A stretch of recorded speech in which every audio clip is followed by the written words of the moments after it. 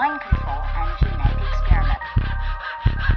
I'm leaving. I'm glad. Thanks a lot, society, for railroading my ass. What's up, podcast party people? Hello, everybody.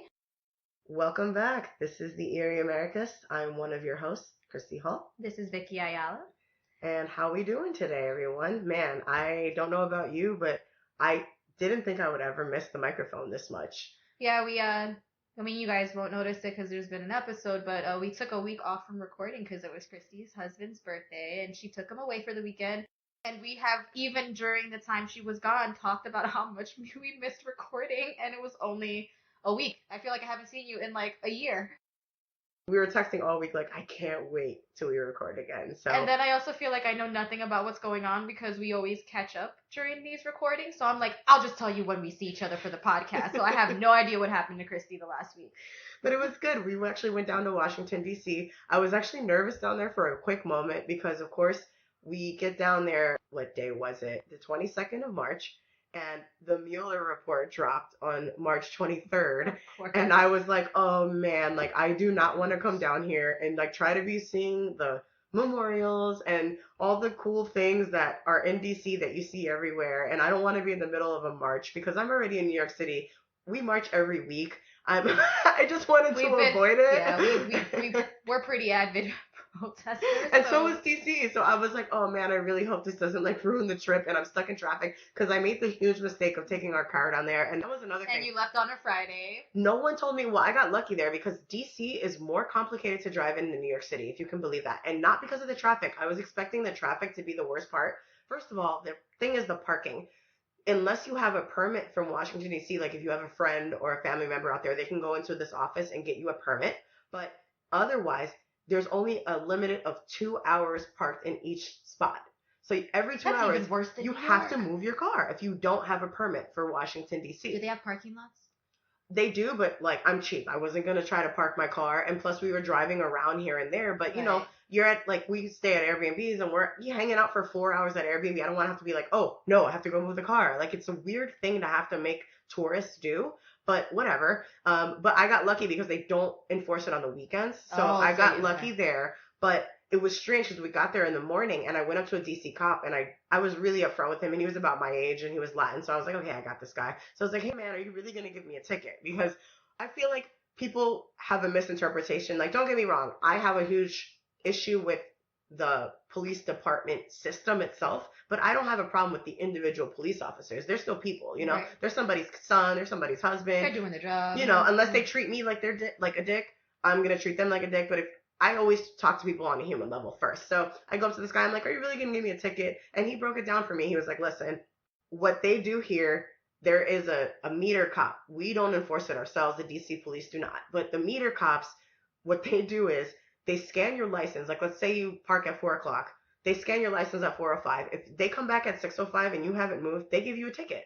So that depends on when they scan your stuff. So it really depends on that. So he was like, you know, you should be, you are fortunate that you're here on the weekend because it's after 6:30 on the weekends. You can kind of get away with it. And he was right because I even parked in illegal parking spaces and nothing happened. So if you're going to drive down there, go on the weekend. But if your car, like mine, is an older sedan, don't take your car because I never thought New York City potholes. I was like, New York City potholes are the absolute worst until I got to DC. These things are like fucking asteroids hit the street. You would and they think are that craters. like, the place where like the government runs and our president lives would not have potholes. And that was my whole thing. I kept saying to Charlie, like, I can't believe the president and all these officials drive around in these trucks with these huge potholes. They must think they're constantly being shot at because like the car would dip down if I didn't slow down. And I'm like, holy crap. Like, and we're from like Brooklyn. The potholes here are terrible and we always complain about it. So I didn't know anywhere was worse than Brooklyn. But mind you, also DC is colonial. Like there was like one of the first founding cities. So the streets are narrow too. You have to go into these potholes. It was crazy. You have no choice because if you veer too far into the left and you're going to the right, you're going to stop somebody else driving because you're trying to veer away off right. the pothole. So you kind of have no choice but to sink your car into a or big-ass go pothole. 0 miles an hour and hope that the axle doesn't fall underneath you. All right, so if you go to DC, just take the train, take the bus. Take the train, take the bus. The food was amazing. I'm from New York. That's hard for me to admit, but like they definitely are in competition with food and drinks because some of the cocktails were amazing. And my husband and I are avid cocktail fans. We have a cocktail right now in front of us. So we usually do, by the way. We're either spiking our tea or just straight up drinking. Kristi was a bartender for a very long time, an amazing one at that. At her own wedding, made the most amazing drink I've ever had in my goddamn life. Her husband sells alcohol and basically just gives me alcohol whenever I'm here. So for me, if she tells me that a cocktail was amazing, I believe her because honestly, even at her own fucking wedding, made her own cocktail. And it was better than anything that they had there, and everybody was super drunk and happy. Yeah, it was a good time. But yeah, DC was great. Like I hadn't been there as an adult, so it was fun to see it. I haven't been there since I was a kid. So I told them like, we have to go back at least one more time. So maybe you guys can come next time. That will be fun. So there was a shit ton of food, and weirdly enough, you mentioned the bartending thing. The first morning we get up, and near our Airbnb, right across the street was a cafe. So really easy to go get coffee and like go get something quick to eat. I walk into the cafe and there's a decent line. So I'm a people watcher. So I like looked around and I'm staring at this woman and I'm like, I know this female. Like, when you just see somebody and you're like, I know this person, So I'm looking at her and I'm like, okay, she's totally somebody I know. Where do I know her? So my brain starts backtracking because like you always tell me, I have the memory of an elephant. And so I was trying to go back. 7 years ago, I used to work at this local pub, and I used to work brunch there. And this woman would walk in. It's what I called the early bruncher. Like as soon as the door was open, she was there for brunch. She was an early bruncher at this place I used to work at in Brooklyn. And I see her at a cafe in DC. You never escape Brooklyn people, ever. I see them everywhere too. And like there was a show that used to be on that I absolutely loved on HBO. And what's his name? What's his face was in it? Hold on. Bored to Death. So there was a show called Bored to Death on HBO, and it was about a detective from Brooklyn. He was a writer, but then he put on Craigslist that he was a detective, and he just started like helping people solve basic mysteries around Brooklyn. And his famous quote was, "Brooklyn is too small. No matter there's 4 million people here, and you still run into people that you've met. It's insane. You could move somewhere else, and your neighbor's going to be from Brooklyn because my best friend, the mother of my godson, she moved really, really far into Long Island, like super, super far. Very deep. It's about 2 hours away. And like her neighbor across the street was from the same block that she grew up on, and she said, "Bae, you do not escape Brooklyn ever. Yeah, you're going to find a Brooklyn person no matter where you go. You'll go on vacation. Oh, hey, are you from Brooklyn? Oh, I used to live in Brooklyn. Where did you live? I lived over here. Oh, that was around the corner from me." I have had this conversation so many times. You always find a Brooklynite. We're everywhere. And then to boot, it was such a Brooklyn thing that happened. So I'm like, okay, I want to go shout her out and be like, you used to go to so-and-so. Right. I'm not going to name the restaurant because I hate that place. No advertisement. But I was like, you don't get any hashtag props. No ad. But I was like, I was like, okay, I'm going to go up to her and be like, you used to go to so-and-so. Like, I used to serve you every Sunday. Like, I remember because I was always hungover and I'd be like, oh, you're here first. Okay, whatever. Because at least she was a cool customer. So I was going to go up to her and I could tell she's looking at me and I'm looking at her like, I know you. And she's looking at me like, wait, I know you too, but she hadn't placed where I was from, right? No, because her memory's not like an elephant. Yeah, so she's a normal person. She won't remember somebody she served 7 years ago or whatever, but I do. Anyway, I go and order. Like I said, there was a line out the door for a second at this cafe, and she's sitting there eating, and I order my food. I order the coffee because luckily there was like a little bit, like little plates, which was fine. And I look over and she was gone. And I was like, damn it. Like, that was the chance that I had. Like, it's such a Brooklyn moment where you're like, you have that one chance to talk to somebody. And if you don't take it, it's gone. And like, that was like, I was like, this is officially Brooklyn. No matter where I go, DC, Alabama, Tuscaloosa, I will run into somebody from Brooklyn. Sorry, anyone that listens from Tuscaloosa. Sorry. My bad. Email us. Let us know what's so great about there. But anyway. If you could tell me a few great things about Tuscaloosa, maybe I'll go. Speaking of email, I reached out to my sister who lives in London right now. And so I hear from her like 5 hours past usually. But I asked her about because my sister is actually, I remember as a kid, she was super clairvoyant. Like, I would just walk into a room and she'd be talking to herself and she's like, oh, I'm talking to so-and-so. And, every kid has that imaginary Right. friend, but it lasted a long time. And then when she got older, she started to revealing, things to me and kind of sixth sensing me with what she was seeing. Sixth sensing you. Yeah, and so I always knew she was super clever, but she sent me a very interesting email, and I'm a part of it, and I completely forgot the story. So for someone who has such a good memory, I can't wait to hear what you forgot. Well, first of all, it starts in Florida. Oh, so okay. That when we were all explains it. You try to block that whole time of your life every out. moment of my life in Florida is a mental block. So I don't remember this, but when she reminded me, I was like, I do remember the end of the story, and that's what happened. So I was involved, but I really wasn't, and you'll see why when I read the email. Okay. So it goes as such. It was on the eve of my 15th birthday, and we had just moved from Brooklyn to Orlando about 2 weeks prior. Our whole family, us three, my mom and grandma, had just experienced Hurricane Charlie as a welcome gift to Orlando, so it was safe to say that it was off to a rocky start in Florida. She's 100% right about that. It was a rocky start from the beginning to the end. I remember going to lay in bed, and as I started to fall asleep, I heard a faint knock that somehow seemed far away, even though it was right at my window. It was 3 knocks precisely, and they were slow. The back of my head faced that window, so I knew exactly where the sound was coming from. Our house had a gate with a side door that was close to my window, but it was always locked, so nobody could just waltz into the backyard. I looked in my direction of my window and saw a massive shadow. It knocked again 3 more times in the exact same rhythm. I was so freaked out being from New York, where we always lived in a building not on the first floor, where I shared my room with my brother, so I didn't really know how to react if it was a robber, but something inside me told me it wasn't a person. I felt strangely paralyzed by this knock alone. I tried to compose myself and silence my thoughts, laying there attempting to convince myself that it was all in my mind, yet I refused to move my curtain and actually look out the window. I kept hearing the knocking, taunting me as I laid there in what seemed like an eternity. It was about an hour in reality. I decided I had to try and get up and see if anyone else was in the house was hearing this. As I moved to stand up out of my bed, the whole room started shaking, and the knocking got so loud when I stood up. It had gone from a soft, faint knock to an intense banging. I ran into the living room and tried to get into my mother's room. Her door was locked, and she said she could not hear me the next day for whatever reason, even though I remember knocking loudly on her door in a panic. I ran past my room again as the house was still shaking and went to my sister's room, aka me, who was down the hall.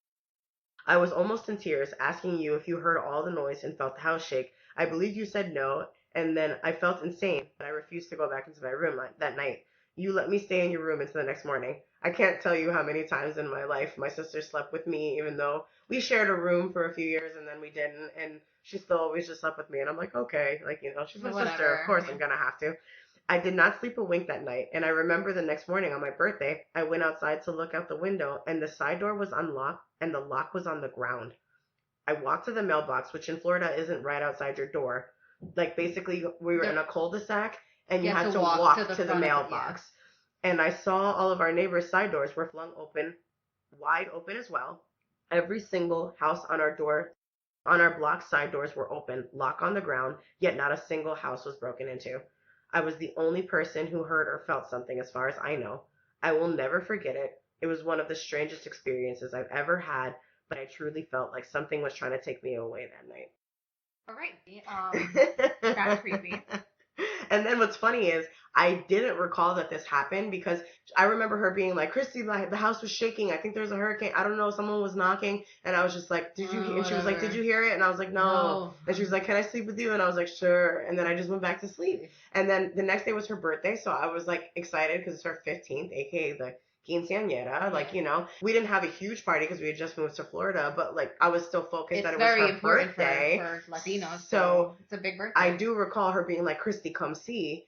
And I saw that the lock was on the ground and that the door was open. And I was like, thank God you didn't open your window. I thought it was a robber, but then she explained to me everything. And I was like, I don't know what to fucking tell you. I have no idea what the hell you're talking about. I don't know what to tell you. I didn't hear a thing. And neither did my mom. And my mom is one of those sleepers. She would hear a pin drop. I'm like that too. I'm a very light sleeper. Any little thing wakes me up. I wake myself up moving around. It's just what it is. So I don't. Maybe it's because she's open to it that she experienced it. Yeah, and she's had strange experiences a lot more than I had. I think as a kid I had pretty strange experiences, but I kind of blocked it out. Like there's like a ability to do that, Right. and I think my sister's just more receptive to those things. I So had quite a few too, but as an adult, I don't really have them. I think because I make sure that they don't happen. exactly. That was definitely an interesting way to start today. It's kind of creepy. Fucking Florida. And you know what? I'm so happy this week the whole Florida thing's happening. So I'm sure everyone's heard you put You Google you Florida Google man. your Florida man and you put your birthday. I'm so happy that's catching on because we've been doing this prior to this. We've been talking about Florida for years. I'm so happy that pretty Other much people everybody have seen outside of the world of Florida has seen what we're talking about. So it makes us feel like we're justified in making fun of you. I'm sorry, Florida. You guys changed that. I Googled my birthday and someone like stole vodka. So it was like a really weird like stealing alcohol for some stupid like getting arrested for doing something with vodka and getting arrested for throwing food at people and of course I Googled my birthday and I probably was the only one where I was like, ooh, that's pretty serious. That was the only one where I was like, of course my birthday would be the one that would fall on a serious day. Someone got hit by the Tesla driving car and they sued. That was the one that popped you up. just had to ruin the whole thing by having a super serious thing happen. Like, and of course that's the only thing that happened that day in Florida. Mine was Florida man arrested for dialing 911 when he wanted vodka. I remember you sent that in the group chat. Oh my gosh. That was a good one. Of course, Kristi ruined it, but you know. Sorry guys, that's what I do. I actually have an interesting story that I don't even know how I came upon it, but I think I was just trying to do some research, and I've always been strangely fascinated with cults and the type of people who get drawn into them. So I actually found the story I'm going to tell you today, which is about a cult in Mexico that was known for their human sacrifices. And they are called the narcos satánicos. So in Spanish, it's basically like they were dealing with drugs, which is the narcos part. The satánicos was, of course, satanic. And it was a name that was given to them by the media once they finally got caught. The leader, his name was Adolfo de Jesus Constanzo. And he later on had a woman that helped him, who her name is Sarah Aldrete. And they were called the Godfather and the Godmother. The story is interesting because Adolfo was actually born in Miami, Florida. Okay. To a 15-year-old Cuban immigrant. He was the oldest of 3 children. At 6 months old, his mother had him blessed by a Haitian priest to observe something called Palo Mayombe, which is kind of like a subsect of like a West African religion. I looked it up a little bit just to see what it meant because I had never heard of it. Right. And it basically it's a religion. It has various denominations. It developed in Cuba among Central African slaves and their descendants. A lot of people compare it to Santeria, but it's completely different. Palo, as we know, is the Spanish word for stick, which they apply it to the name because the religion uses sticks to like make altars because they praise different gods. So they make like altars out of sticks, so they use the word palo. The thing that they call it's called a naganga. I don't know if I'm saying that right, but that's what the altar is called. They make a naganga and they have different like priests and priestesses that they pray to. The religion, it uses all natural objects like sticks, and they think that they are going to be infused with powers from the spirits that they're praying to. It also involves drinking a liquid in which human bones have been boiled in. Ooh. And then they use it to cast spells for like wealth or power. Wow. So his mother, her name was Delia, along with her first husband, believed that Adolfo was a chosen one who was destined for great power, which is why they had him blessed at 6 months old. Typical Latin behavior. Yes. But then as an infant, his father died. So his mom moves them to San Juan, Puerto Rico. She gets remarried and then has him baptized in the Catholic Church to please her second husband because, of course, he actually briefly served as an altar boy, so definitely got all into the Catholicism. They did still believe in this religion. They kept it a secret because they had to pretend to be Catholic. And they basically were traveling back and forth between San Juan and Haiti for his religious education. So in 1972, Adolfo, his mother, and her second husband returned to Miami, Florida. This part in the research I found super like weird and creepy, but like they didn't delve into it. Her second husband dies, leaving them money. So I'm like, this is the second husband you have that dies. It's a little interesting to me, but nothing else is really said about it, no matter what I researched. She ends up getting remarried for a third time to a man involved in the local drug trade and the occult. So now that Adolfo was free to worship as he chose and he didn't have to keep this religion a secret anymore, he started an apprenticeship with a Haitian priest who taught him the skills he needed to quote unquote profit from evil. So now Adolfo's in his teens, started cruising gay bars, committing petty crimes, and he started robbing graves because, as I told you before, the religion they drink this liquid that had human bones boiled in it. So he starts robbing graves to get bones for the priest cauldron. In 1976, Adolfo believes that he's developing psychic powers and just starts predicting shit. And then he supposedly predicted the 1981 shooting of President Ronald Reagan. In early 1983, as like I said in the religion, they make these altars to pray to these different priests and priestesses. He pledges himself to a priest named Kariemembe. I definitely said that wrong, but it's just some weird name. Close enough. It's basically their religious version of Satan, so he starts pledging himself to Satan. That same year, he travels to Mexico City, and that's where he recruits his first disciples named Martin Quintana Rodriguez and Omar Orea Ochoa. He basically seduced them both, and a year later ends up moving in with them. Then at that time he starts... hold on. So at this point he's gay They never come out and say it, but between this and the fact that he was cruising gay bars when he first started, I'm assuming he was gay. Okay. Wasn't sure if it was gay or bisexual, so maybe it never talks about him being with the woman, and because later on he said Sarah, so I thought maybe it was like his partner. They don't actually have like that type of relationship. And he ends up staying with the two guys. Very interesting. Okay. Once he moves in with them, at this time he starts offering fortune telling and like ritual cleansing services to the community, so that the words of his abilities can spread around. He's psychic because he predicted a shooting that everybody knew would happen. He claimed to harness magical powers that would make gangsters and their bodyguards invisible to police and bulletproof against their enemies. And he claimed that this was part of his religion and that that's the result of their praying and stuff. So he actually ends up helping drug dealers schedule their shipments based on his premonitions. And at the height of his career, he actually had more than 30 devoted clients, including illegal narcotic dealers, organized crime bosses, and high-ranking law enforcement officials. Wow. In 1986, he had actually, at this point, he was kind of rich since he had a lot of considerable clients. Yeah. And he was able to buy like a whole fleet of luxury cars. And he bought a $60,000 condo in Mexico City, which in 1986 is equivalent to what $137,913 in 2019. I could use that money. I could use $60,000. Like that's wrong, but it was also around this time that Sara Aldrete became involved with the cult. In my research, it was a little iffy on when she actually became involved, but it's around this time. Being that when they started later on, when they get caught and they started researching, they traced her to some of the crimes that started happening around this time. They basically operated just across the river from Brownville, Texas, since that was so close to Mexico, and they just kind of smuggle drugs. And like, if I saw a map, which I'll put on our website and I'll put on our Instagram, the distance between Brownsville, Texas, and the part that they were in Mexico is so close that you can actually do it on foot. So It's right there. So it's really, really easy for them to smuggle drugs. Right. Sara Aldrete, she was actually born in Matamoros, Mexico. She attended high school in Texas because she gained resident alien status so that she could attend high school in the U.S. and she could basically walk from her part of Mexico to Texas. So she went to school in the United States. That's really And she was known amongst her peers as a good student. But I'm going to laugh, and I totally apologize to anybody that is in this field of work. She studied physical education and was preparing to transfer to university to earn a teaching degree in physical education. I'm sorry, you're a gym teacher. We have a good friend, like Charlie and I, that did that for a long time. He was a gym teacher. He went for phys ed and stuff. And we gave him shit about it. But at the same time, so many kids in America are out of shape. It kind of makes probably sense. Be better for you to be a gym teacher.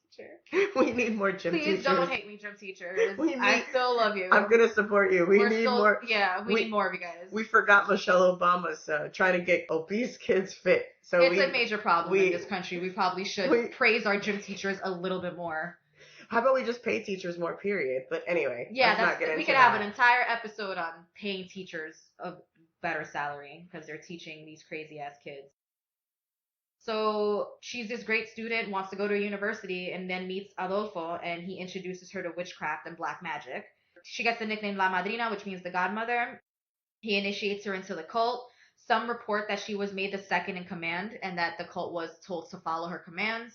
I'm getting conflicting stuff on the research, but a lot of people said that she was called La Madrina either way. You don't get that kind of title without having some sort of power. Yeah.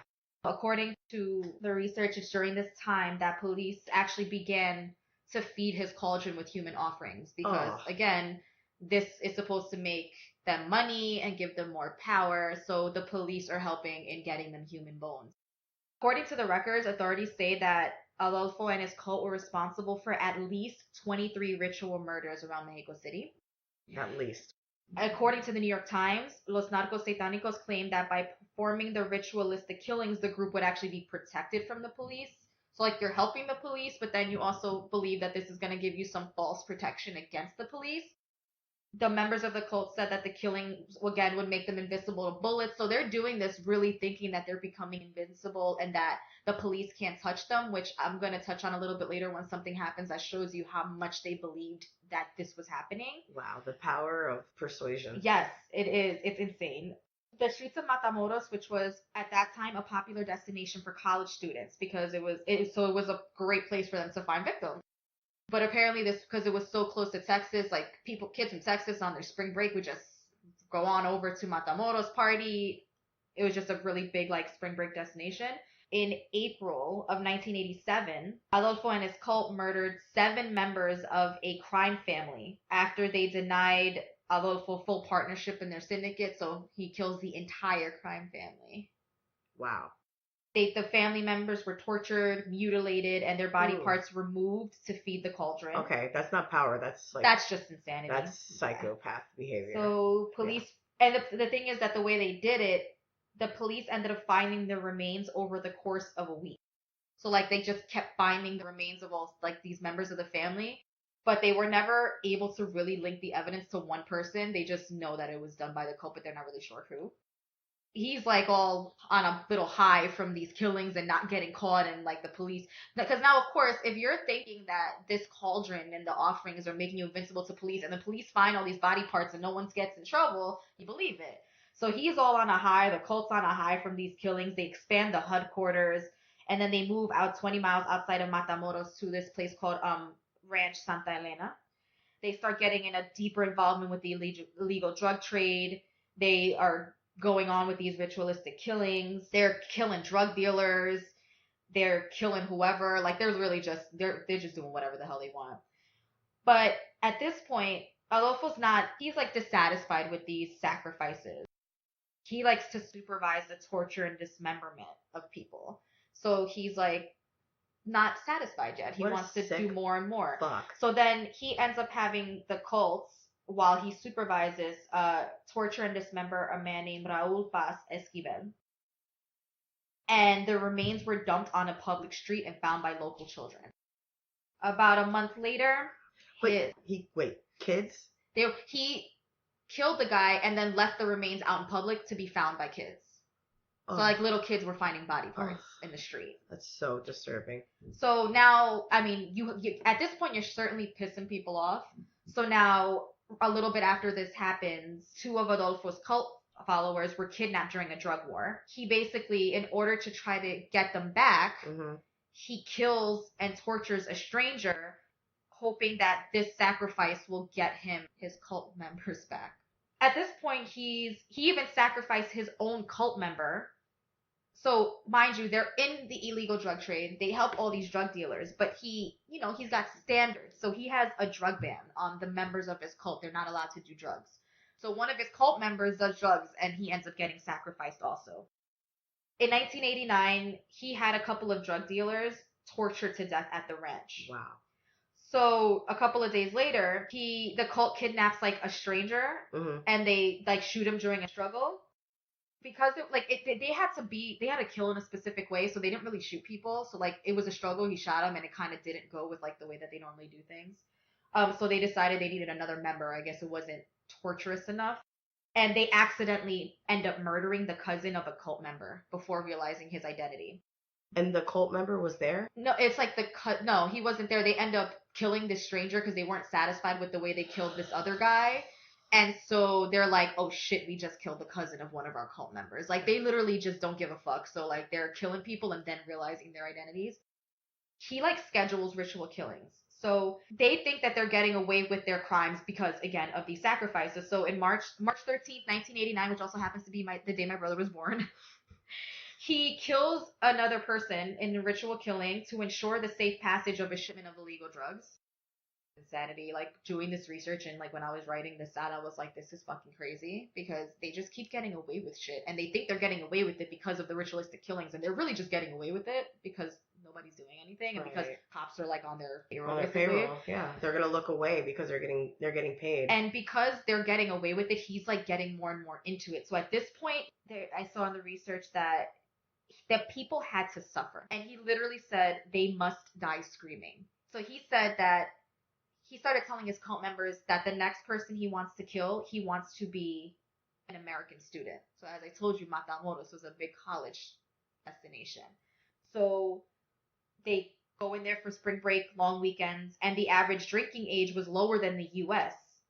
So 18? It was like 18 or 19. So they're like, cool, spring break, close to Texas, can go on foot, let's go. Of course, it's not going to be hard to find an American student. In March 1989, there is an American pre-med student named Mark Kilroy, and he's in Matamoros for spring break. According to People magazine, Kilroy was staying with 3 friends in South Padre Island, which is about 20 miles from the U.S.-Mexican border. On the first night of their stay, him and his friends make their way into Matamoros for a night of drinking and celebrating.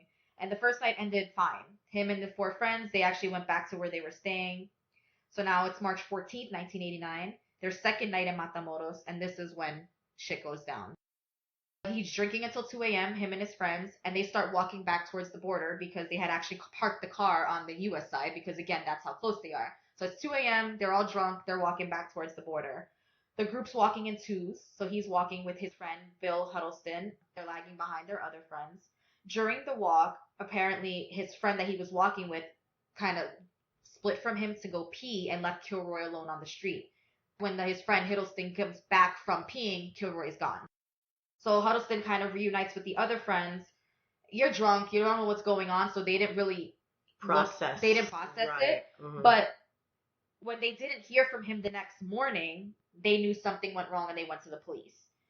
So apparently the cult had lured Mark Kilroy to their van, but nobody really knows this for a couple of weeks.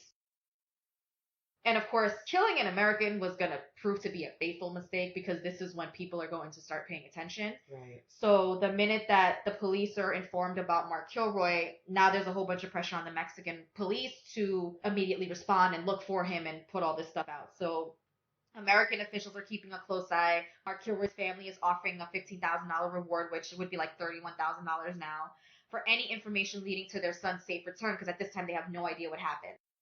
Matamoros police actually interrogate 127 known criminals about Mark Kilroy's possible whereabouts.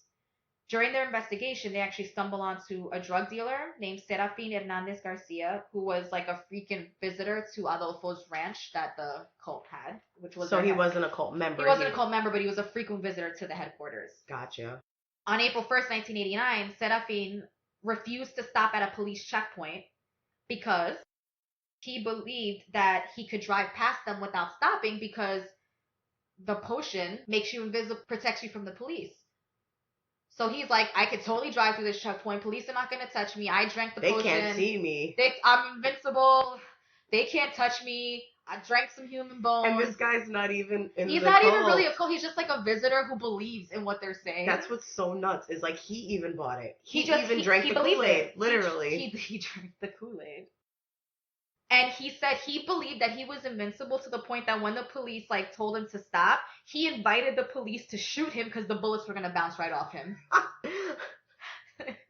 don't even know what to say to that. That's so absurd. So the police, of course, arrest him. And they actually arrest him along with another cult member, David Martinez. And they drove, because they basically followed them to the ranch, and then they like basically find a bunch of like drugs and firearms. Now, at this point, they don't know that this is like a cult. They just think that they made this huge drug bust. So there's a couple of disciples that they also stumble into when the police are around there. They start interrogating all 4 of them. And the police are thinking like, big drug bust, and then they start hearing about the tales of black magic and human sacrifice and all this other fucking shit, and they're just like, okay, like what the fuck is this? So the next morning, the police actually returned in full force because this was just two police officers who stumbled across this guy, and they discover a shed where Adolfo kept his naganga, which is the cauldron with the human bones, Right. and it's like brimming with blood, spiders, scorpions, a dead black cat, a turtle shell, bones, deer antlers, and a human brain, which we later find out is Mark Kilroy's. Wow. So they find other human hair, they find other brains, they find teeth, they find skulls, all of these things at the site. Ugh. At this time, Adolfo, Sara, and other cult members had went to a hideout in Mexico City. So they basically just leave some of these cult members to basically take the fall. Yeah. They capture a bunch of cult members, and the cult members, of course, at this point, you're gonna give the dude up because he fucking left you. So they take people like the investigators to, apparently Adolfo had a private cemetery, and when they excavated, they found 15 mutilated corpses. So most of these were people that were dismembered and brutalized after their death. So in addition to finding Mark Kilroy, the body count included 2 renegade federal narcotics officers. There's these 2 men, Joaquin Manzo, Miguel Garcia, and 3 men who were never identified. The New York Times also noted that upon investigation, it looks like Mark Kilroy actually tried to escape after 12 hours in captivity and was killed actually in retaliation for trying to escape. So he was tortured for 12 hours, trying to run, and then got killed. And then after he was killed, he was then dismembered and used in the sacrificial ritual to protect the cult from police and other injuries and things like that. So they killed strictly for protection? They killed for their bones, thinking that the bones that would be soaked in the naganga would provide them protection from the police. So they just stuck to... I mean, actually, I'm not going to say they should have stuck to grave robbing because that's super disrespectful too. It's just insanity at this point. Yeah. They're not even a cult. They're criminals. They're criminals. Mm-hmm. There was actually on the ranch, Adolfo was such a sick fuck that he set up one of the buildings as a shrine to the murder of his victims. And in their disgust, the shrine was actually burned down by authorities, which was evidence, but also you're a fuck, so we're going to burn this shit down. And this was in the 80s, right? 89, so they didn't really collect evidence. No, and this is Mexico, so anyway. they didn't collect shit. Ugh. So in total, it looks like the cult claim... The numbers are kind of differing. Some people are saying 15 lives in the U.S. and Mexico, but some say that it was 23. But the police believe that a series of mutilated bodies that they found in the area during this whole time that he was active may also be his handiwork. So we don't even know how many he killed. We have no idea. But then, of course, now the discovery of this is sending the residents of Matamoros into a panic because now they're hearing rumors of retaliation. So now they're scared. There was a fear that cult members would take their revenge by abducting children for their human sacrifices now, but that actually none of that ever happened. So about 2 weeks after they discovered the ranch, police actually learned that Adolfo has a hideout in Mexico City. Within moments of finding out where the hideout is, there's 180 police officers surrounding the apartment. So now Costanzo knew that the police had surrounded his apartment building. He snaps, he burns money on a stove, and starts throwing money out the window while shooting passersby. Whoa. Of course, police return fire, and it turns into this whole shootout. And the shootout lasted 45 minutes, but only 1 officer gets wounded, so it's like you all suck at this, kind of. Well, they're used to torturing and eating people or drinking people, whatever, however form they did it. They're probably not that skilled. They're not that skilled. Guns, So now in his last act against the police, Adolfo ordered one of his cult members to shoot him and his boyfriend dead. Because, of course, why suffer the consequences of your actions? And let's just... That's a true sociopath for you. By the time the police finally enter the apartment, him and his boyfriend, Martin Quintano, which was one of the first disciples, were dead. There were some survivors of the shootout, so 12 cult members, Sara Aldrete, they were all indicted on various charges, including murder, weapons and narcotics charges, conspiracy, obstruction of justice. The Rolling Stone did an article on this. They say that Sara Aldrete denied having any knowledge of the killings that took place and only learned about them through news reports. Oh, no. La Madrina didn't know what was going on. No, of course not. Of course not. Poor little her. No. She claimed that she was treated like a prisoner by the cult members, which, sure. I mean, I can only believe that because she's a female to an extent. But at the same time, it's like you were given the name Madrina, and it's not because you didn't know what the fuck was going on. So exactly. You knew what the hell was going on. Even if you were brainwashed. Brainwashed. Even if you never did it, you knew about it. I would love to know where you think all that money came from. Right. Yeah. Where did you think? Did you see him go to his 9 to 5 every day? I call it BS on that one. So she claimed that she was treated like a prisoner. So she was convicted of criminal association in 1990 and jailed for only 6 years. But then she has a second trial. In this trial, she's convicted of several of the killings at the cult's headquarters and then sentenced to 60 years in prison. Which still, it's not life, but it's 60 years. But remember, they're only getting charged with the murders of the Mexican citizen. If she's ever released from prison, American authorities still want to try her for Mark Kilroy's death. So even if she gets out, she's going immediately right back getting in. indicted. She's going right back in. She actually did an interview in 2004 after serving about 15 years, saying that she, apparently she's made this great big change. She teaches other prisoners English. She runs a hamburger stand from her cell. She plays on the prison volleyball team because she was going to be a gym teacher. You can cook in your cell in Mexico? She's got a hamburger stand. I don't know. How does that work? I don't know. She also has a volleyball team. Who cooks hamburgers in prison? Don Angel Vargas? No, he could eat it as is. She apparently also published a book about how it feels to be branded the devil's concubine. Poor thing, having to live with the consequences of your actions. She quotes, "I look over my shoulder and I see all these years and I say, Jesus, I'm going to be 40. That is hard. That is heavy. That is tough." You know what's tough? Being tortured and murdered. Yeah, or not being able to live to 40. How about that? Right. During the interview, she rolls up her sleeves, hikes up her pants, and she basically shows all these scars and bumps that she apparently got when she was tortured by federales at the start of her career as a female prisoner. Which, I mean, I get it, but it's like, what did you think was going to happen to you once you went to prison after everything that you did? Yeah, you're going to be treated like royalty like you have been for the last X amount of years? No way. She claims she was stripped, blindfolded, hung upside down, beaten, had her toenails yanked out, and was burned inside and out so severely, a doctor told her she'd never have children, even if released. I hate to break it to you, you weren't going to have children anyway. Nope. No one, I pray, would procreate with you. And you're going to be in prison for a really long time. By the time if you get out, before you get tried for Mark Kilroy's murder, you're not going to be able to. You're going to hit menopause, sweetie. You're going to hit menopause. You're almost 40. Sorry, not sorry. The law stipulates that Aldrete can serve no more than 50 years and is eligible to ask for early release after 25. Oh, she also says that police shoved her hands into Constanzo, which is Adolfo's, autopsied body at a morgue and told her to yank out his heart. And that they said, "This is your devil, this is your prince, kiss him." I hope that actually happened. I would love it if that actually happened. Because you know what? If you're comfortable eating and consuming and killing other people, you should be more than comfortable doing that then. You had no problem using other people's bones and then drinking the liquid, So don't feel so traumatized that you had to touch your cult leader's dead body. Sorry. Well, police, of course, deny that they tortured her, and it's difficult to verify her claims. Yeah, they're going to put in the report. Like, even if that happens we totally hung her upside down and yanked her toenails Yeah, out. they're going to put that in Canada, America, everywhere around the world. People put that they torture these prisoners, yet everywhere you hear about prison torture. So I'm pretty sure most of that doesn't make the record. Just saying. And, I mean, we all kind of know it's true because torture had been like an interrogation tool forever in Mexico. Everywhere. The Mexican president even spoke out against it. Yeah. Other cult members said they were tortured. Again, you killed other people and tortured them, dismembered them, and used their bones in a cauldron. So, I mean, what did you think was going to happen? And I read that there's actually no juries in Mexico, and the testimonies given in written declarations. So she was convicted behind closed doors. So you didn't even have to fucking face anybody whose lives you affected. Right. Like, the one thing I have to say is, I would want them to look you in the face and tell you what the fuck you did to them and their families, and you didn't even have to face that. You got to be convicted behind closed doors. But to this day, Sarah Aldrete denies all the murders and still says that she doesn't know anything that happened. Well, that's why your ass is still in jail, and it's going to stay in jail because you know nothing. So, and that is the story of Los Narcos Satan.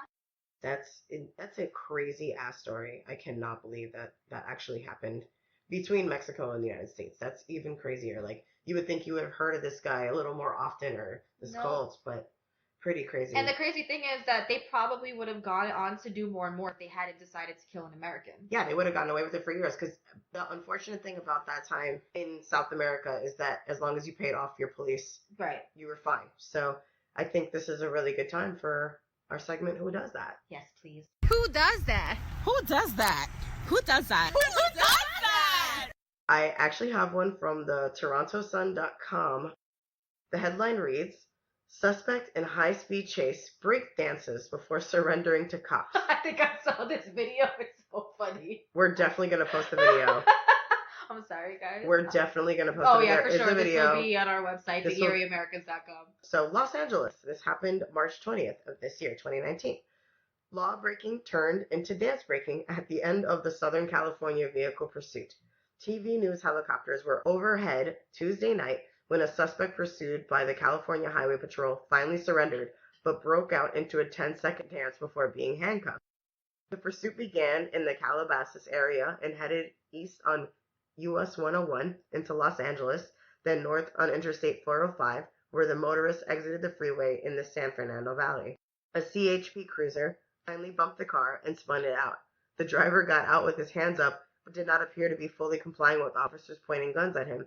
As the scene became illuminated by law enforcement helicopter spotlights, the driver suddenly busted a move before being busted. They let him dance for 10 minutes. Oh, 10 seconds. 10 seconds. But it's hysterical. It's definitely worth checking out the video because that's unbelievable. He was just like, oh, well, I got my spotlight on. Might as well bust a move. Before I go to jail for X amount of years, I might as well be famous. So he went viral, so he did something right. That's for sure. But I wonder, so was he getting chased and that's why he got arrested? Because I'm like wondering, what the hell did you do? He must have been running from something else. Got into a pursuit and then saw the helicopter and was like, oh well, shit, I'm gonna dance. Let me bust out some Chris Brown moves. And that's essentially what I think he did. So good for you, man. Is that one of his charges? Is that resisting arrest? I don't know. Are they gonna make a new charge for like breakdancing? Do you have to charge for the spotlight? Like you just wasted the helicopter's time. That was 10 seconds. That's $10,000. 10 whole seconds of spotlight. Oh man. Well, that was our show. I hope you guys enjoyed it. Please feel free to go check out our Instagram, tweet us. Please check out our website. Email us if you have any stories. Doesn't have to be hauntings. It could be anything. It could be the time you escaped a crazy almost serial killer or crazy people stories. I love those. We love those. So just email us at theearyamericas@gmail.com if you have anything that you don't mind us telling on air. You can remain anonymous if you want to. We really appreciate all the people who have been tuning in so far. And we love the reviews. We've been loving your feedback. We would love a rating. We would love to hear what you guys think so far. Please be very, very honest. We can take it. We're big girls. We can take it. We're from Brooklyn. And anything that we can do to make this more enjoyable for you guys, we definitely want to know. Definitely. Stay weird, Americas. Bye. Bye.